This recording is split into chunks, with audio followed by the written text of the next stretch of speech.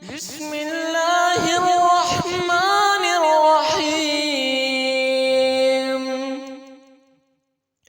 إذا زلزلت الأرض زلزالها وأخرجت الأرض أثقالها وقال الإنسان ما لها يومئذ تحدث أخبارها بأن ربك أوحى لها يومئذ يصدر الناس أشتاتا ليروا أعمالهم فمن يعمل مثقال ذرة خيرا يره ومن يعمل مثقال ذرة شرا يره.